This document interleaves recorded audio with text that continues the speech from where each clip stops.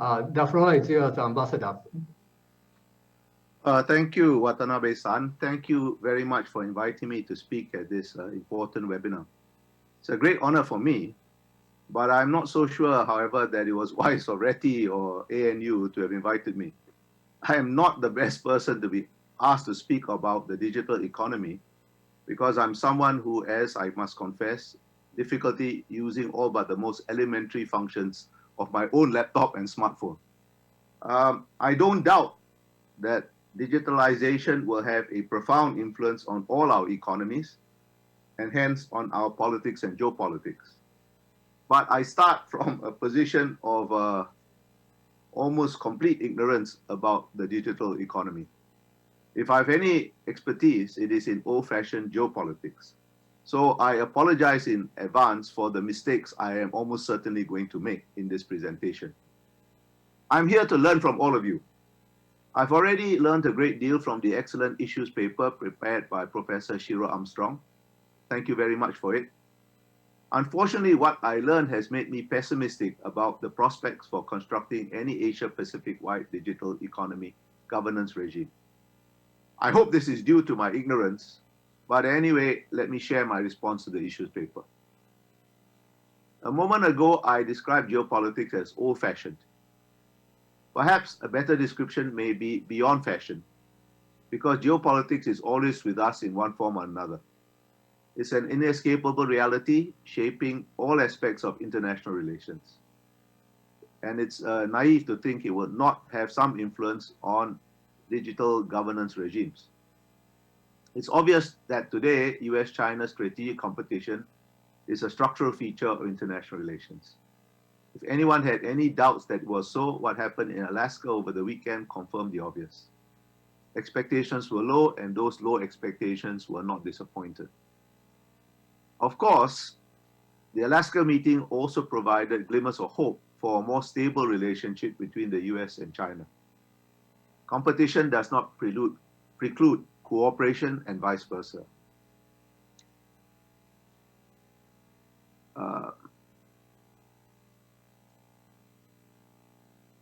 It was perhaps encouraging that the US and China apparently set up a bilateral working group on climate change. But tellingly, this was announced only on the Chinese side. Some of us observers have nonetheless hoped that working together, or at least discussing, climate change may pave the way for broader cooperation between the US and China. I don't rule this out over the longer term, but how long it will take, I cannot say. But I don't rule it out. But I am certain that whatever the issues on which the US and China will eventually cooperate, it will probably not include governance of the digital economy, at least not in any serious way. And let me explain why I have come to this rather bleak conclusion. Let me begin with a general observation. A problem, however urgent, does not necessarily generate a solution, and just because something is desirable does not mean it is achievable. Any issue in any domain, but particularly economics in the Asia-Pacific or the Indo-Pacific, choose your own terminology, confronts a central paradox. As a huge growing country and one of the main locomotives of the region's growth, we cannot avoid dealing with China. We shouldn't avoid dealing with China. At the same time, and equally inescapably, China is at the heart of most of the instabilities and imbalances, both geopolitical and economic, that threaten to derail the region's growth. In other words, China is simultaneously the solution and the problem. I expect this paradox is why the organizers of this webinar chose Asia-Pacific rather than the more current Indo-Pacific to describe its scope. You want and need to bring China into the process. But Indo-Pacific is not a geopolitically neutral term. And this is understandable, but I don't think it's going to work, not in any substantive way, on global digital governance. The essential reason I've come to this bleak conclusion is a fact so obvious that it has become almost invisible and seldom directly confronted. That fact is that China is a communist country, of course, not any longer in its ideology, which today is based on an assertive ethno-nationalism rather than class struggle, but certainly in its political structure. China is a Leninist state led by a Leninist-style vanguard party, the Chinese Communist Party. The primary value The core interest that overrides all other interests of a Leninist party is control. The Chinese Communist Party claims absolute control over China's state and society, and President Xi Jinping has enforced this claim more thoroughly than his immediate predecessors, so much so that he has been compared to Mao Zedong. I think this is a false comparison. President Xi is much more a man of the apparatchik, than Mao ever was. But that only serves to underscore the degree of control he has demanded and enforced. Now, control over data is one of the primary instruments by which the Chinese Communist Party asserts its authority over state and society. And technology has given it the means to do so in a manner unprecedented in any authoritarian system, in any previous authoritarian system. But at the same time, data flows are also one of the primary threats to the Chinese Communist Party's control. And that's why the party has invested immense resources erecting the Great Firewall. That's why the party prohibits or severely restricts Western internet companies, and of late has moved to bring its own Chinese internet giants more firmly under its control.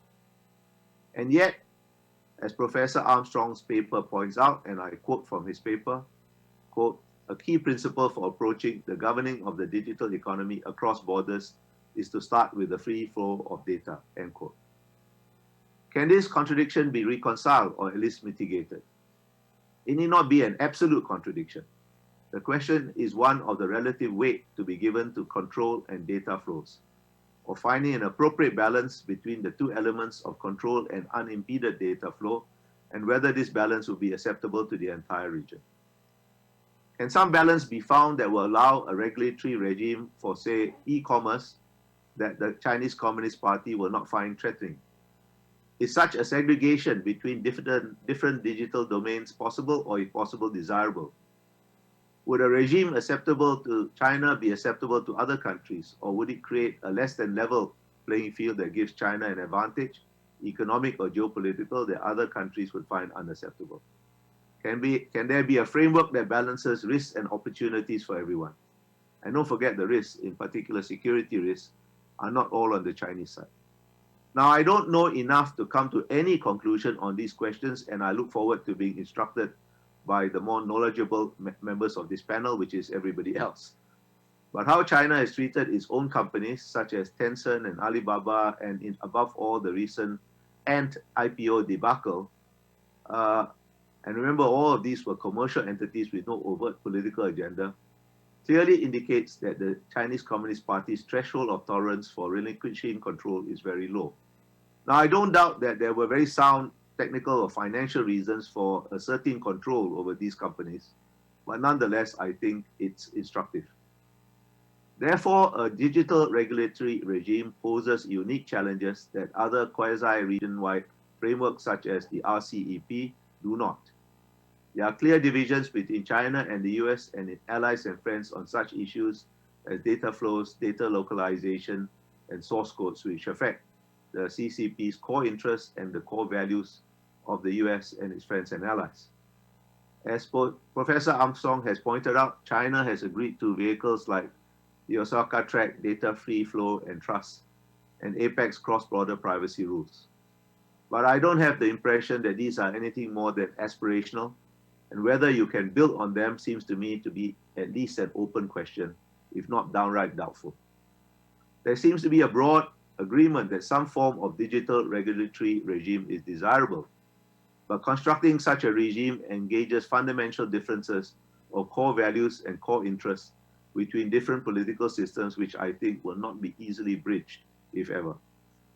A final thought. I am not arguing against trying to construct an Asia-Pacific digital economy governance regime. By all means try, we should do so. But bear in mind these fundamental differences, and if China participates, constantly ask yourselves why Beijing is doing so. To create such a regime or to weaken and undermine it? What kind of regime? Agreement for agreement's sake is not always desirable. Consequently, and for the foreseeable future, a digitally divided global economy and regional economy, and what Professor Armstrong describes, and I quote from him again, A patchwork of inconsistent policies and regulations may be inevitable even if, and I quote him yet again, it means losing the biggest productivity boost in recent history. As I said at the beginning, just because something is desirable does not mean it is achievable. Thank you for listening to me.